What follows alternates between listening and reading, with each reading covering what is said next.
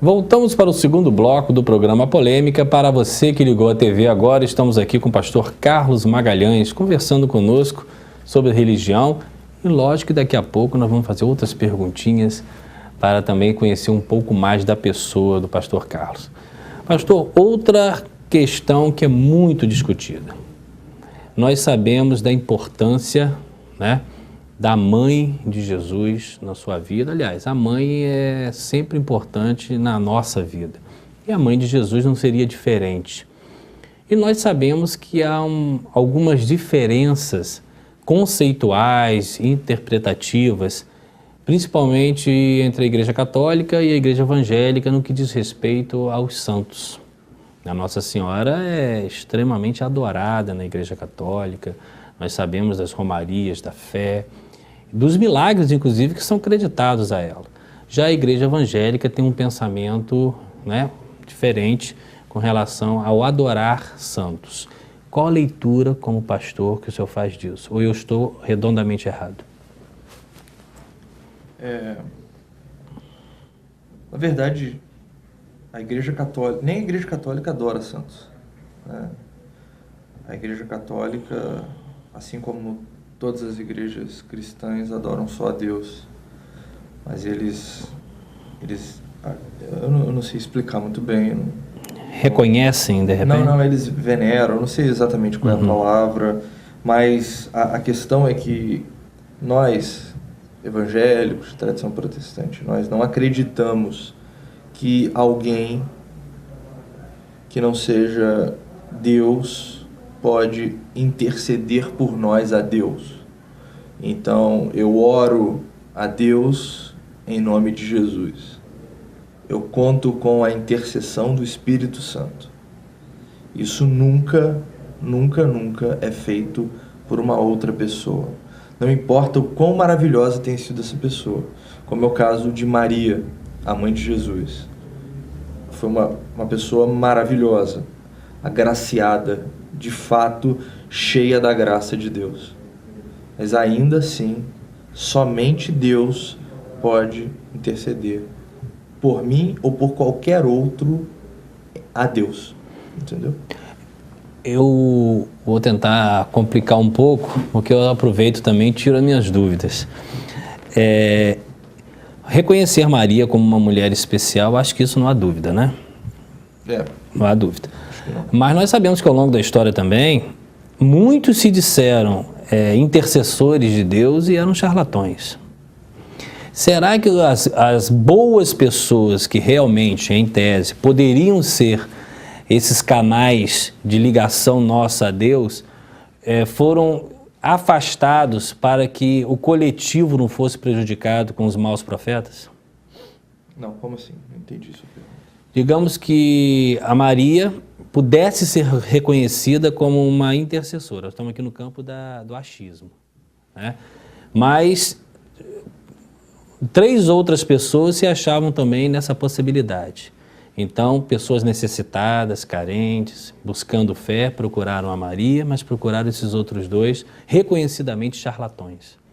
E para que esses 2 charlatões não conseguissem propagar uma falsa fé, uma falsa energia, uma falsa ligação com Deus, sacrificaram também aquela que poderia, de repente, ser uma pessoa realmente passível de ser uma ponte, uma energia. Eu entendi o que você quis dizer.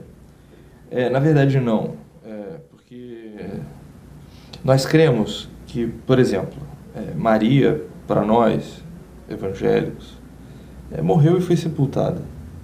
Ela não foi assunta aos céus. Nós não acreditamos nisso. E nós temos local de visitação na Maria? Não. Bem, eu não sei, eu acho que não. Mas você me levantou até uma curiosidade. Mas nós acreditamos nisso. E acreditamos que depois da morte não há mais a possibilidade da pessoa que morreu entrar em contato com a pessoa que está viva. Então, por exemplo, se eu orar para alguém que já faleceu, essa pessoa sequer teria condição de me escutar, quanto mais de interceder a Deus por mim. O que acontece, nós acreditamos, é que qualquer pessoa pode interceder. estando ela, logicamente, viva e fazendo isso em nome de Jesus. Porque Deus dá essa autoridade. A autoridade não é dada a pessoas, entende? A autoridade é do nome de Jesus. Então eu, que sou um homem pequeno e pecador, eu posso orar por você em nome de Jesus, porque Deus me ouve, porque a oração chega a Ele em nome do Filho, e não em nome do Carlos, mas em nome do Filho. Acho que é isso. A necessidade que eu vejo de algumas pessoas afirmarem sempre, e com o tempo estudando a gente vai vendo a necessidade disso, a necessidade de sempre manter um distanciamento entre o ser humano falho e Jesus, no sentido de a gente sempre falar, somos pecadores, somos pequenos diante de Ti.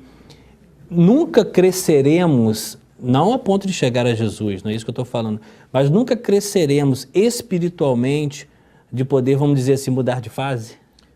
Cresceremos. Isso, inclusive, é uma promessa bíblica, que nós crescemos até atingir a estatura de Cristo. Acho que porque o mundo é contaminado pelo pecado, acho não, eu afirmo, porque o mundo é contaminado pelo pecado, isso acontecer aqui no mundo não é possível. Por mais extraordinária que a pessoa seja, ela nunca chegará à estatura de Deus. A promessa é que um dia Jesus vai voltar. Essa é a promessa bíblica. Ele foi para voltar. E quando ele voltar, ele irá nos glorificar. Em outras palavras, ele fará de nós exatamente pessoas parecidas com ele. Só tem um detalhe, Cláudio. Jesus, embora seja alguém extraordinário, ele é tangível, ele é passível de ser imitado. Passível de ser imitado. E a jornada de fé do cristão é viver a vida imitando a Jesus. O que a gente não pode fazer é colocar Jesus num patamar inalcançável e deixá-lo lá. Ele está num patamar inalcançável e a gente precisa andar atrás desse patamar. Correr atrás dessa utopia de humanidade, que é Jesus de Nazaré. É uma grande utopia, né? Não tem como você ser igual a ele. Mas vale a pena você viver a vida em busca do caráter dele, da maneira como ele se comportava, da maneira como ele agia, da maneira como ele amava. Então é isso. Embora Jesus não seja possível eu ser igual a ele, é possível viver a vida nessa busca. Pastor, vou te fazer uma pergunta que eu acho que é bem, na minha opinião, bem polêmica, mas a gente não podia nos furtar de colocar. Falamos muito da Igreja Católica, falamos muito da Igreja Evangélica, mas há uma discussão e um preconceito muito grande com as pessoas que optam pela doutrina espírita, kardecista, que tem um enfoque completamente diferente. Eu queria que o senhor falasse um pouco, não da religião espírita, mas das concepções de morte. Eu acho que o ser humano ele sofre muito quando ele perde alguém, o seu ente querido. E ele, às vezes, ou por falta de fé, ou por desespero, ou por algum momento, durante um tempo de vida, ele tenta buscar essa coisa que o senhor colocou, do toque, do físico, do falar. Eu leio um pouco de cada doutrina e vejo muita coisa de Deus, falando-se de Deus na doutrina também espírita, e respeito até porque conheço muitas pessoas boas que são espíritas. Mas como encaixar essa morte nessas religiões, no sentido de morte, porque o senhor já disse a sua opinião, ela se encerra ali, mas o espiritismo em si, ele precisa ser respeitado enquanto doutrina ou não? Eu gostaria de falar primeiro do que você falou sobre preconceito. Sim. Acho que qualquer pessoa preconceituosa ou qualquer atitude de preconceito é um confronto ao caráter de Deus. não é possível você estar vivendo em paz com Deus sendo preconceituoso. Não cabe na minha cabeça o preconceito. Com relação a respeito, é lógico. Toda doutrina tem que ser respeitada. Toda pessoa que crê em toda doutrina precisa ser respeitada. Porque isso é o lindo da humanidade. É a diversidade. Nós pensamos diferente, nos comportamos diferente, nos vestimos diferente. Acho que nesse sentido, toda a diversidade, inclusive a espiritual, precisa ser respeitada. Porque o ser humano tem a obrigação, isso é um mandamento de Deus, a amar o outro ser humano. E amar é respeitar. O que não é necessário é você aderir àquilo que você não concorda. Por exemplo, eu não acredito em reencarnação. Ponto. Eu não acredito. Não encontro na Bíblia, que é o meu livro de fé e prática, nada que corrobore para essa ideia. Mas aquele que acredita precisa ser não só respeitado, mas ter o direito a acreditar no que ele quer. Inclusive, eu sou daqueles que... Só um segundo. Eu sou daqueles que advogo, entre aspas, pelo direito de você crer no que você quiser, inclusive naquilo que confronta o que eu creio. Porque eu quero viver numa sociedade assim. Uma sociedade onde as pessoas são livres para exercerem o seu direito de crer e crer no que quiserem. Agora, com relação à morte, especificamente, eu acredito no seguinte, que é o que está escrito na Bíblia. Ao homem é dado morrer uma só vez, vindo depois disso o juízo. Morreu para mim, a pessoa está guardada em Deus esperando o juízo. Não é possível contato, não é possível comunicação, não é possível voltar à reencarnação, eu não acredito nisso. Mas respeito, obviamente, quem acredita. Tem uma passagem da Bíblia que eu tentei aqui, enquanto você estava falando, lembrar dos detalhes todos, não, mas você com certeza vai me falar na hora. Algumas passagens da Bíblia, de milagres de Jesus, têm aparências de uma coisa muito espiritualmente forte, mas que às vezes pode confrontar um pouco. Por exemplo, Jesus tinha um grande amigo que me parece que foi comunicado a ele que tinha falecido, e ele demorou 3 dias para ir visitá-lo, e para uns aquilo ali foi ressuscitar. Sim. Conta um pouquinho para a gente qual é a visão sua com relação a isso. Essa é uma história tão interessante, tão rica, que precisaria de um programa só para falar sobre ela, mas eu vou ser bem rápido. Jesus estava... Eu não vou lembrar os números exatos, mas eu acho que é 1 dia de distância da cidade de Lázaro. E ele recebeu a notícia de um mensageiro que Lázaro havia morrido. Ou melhor, perdão, que Lázaro estava doente.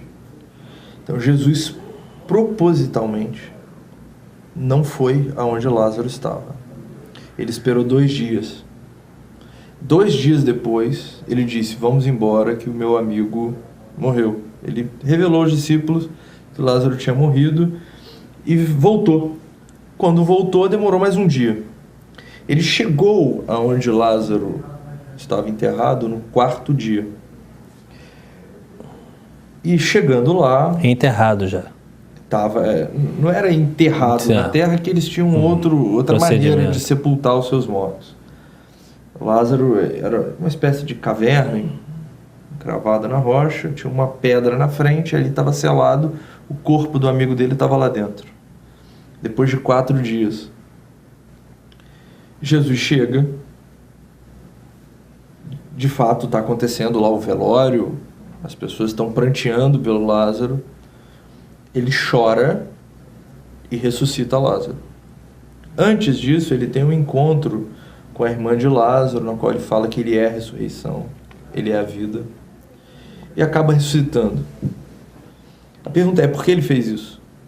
Por que ele não voltou no mesmo dia? Por que ele não curou a distância? Né? É uma pergunta lógica que o leitor se faz. E a resposta é interessante. Jesus teria poder para curar a distância, ressuscitar a distância, fazer o que ele quisesse. Jesus é Deus. Só que Jesus é o Messias. O Messias prometido de Israel. Ele é o enviado de Deus para libertar o povo de Israel e abençoar as nações. Ele precisava provar isso para o povo. Ele precisava tornar o povo consciente de que ele era o Messias. E havia, naquela época, tá, uma crença de que depois de 3 dias, um morto não poderia mais ser ressuscitado. Porque eles acreditavam, é uma crença, não é bíblica, é uma crença da época, daquele povo, que o homem quando morresse, quando morria o homem, ou a mulher, a criança, seja lá quem for, o ser humano morto, o espírito dele rondava o corpo durante 3 dias. E 3 dias depois aquele espírito era recolhido e a ressurreição não era mais possível. Ninguém poderia fazer o milagre de ressuscitar aquela pessoa. Jesus demora 4 dias porque eles acreditavam que só o Messias poderia ressuscitar uma pessoa depois de 4 dias. Então Jesus chega no 4º dia e ressuscita Lázaro, dizendo para todo mundo: tá vendo? Eu sou o Messias. Vocês estão vendo o que eu estou fazendo. Eu sou o Messias. Então é por isso, eu acho que Lázaro de fato estava morto. E de fato estava morto há 4 dias. O texto diz que ele já estava cheirando mal. O corpo dele já estava em estado de decomposição. E Jesus o ressuscita para provar que ele é o Cristo, o Messias. Perfeito. Vamos ao intervalo e já voltamos com o pastor Carlos Magalhães.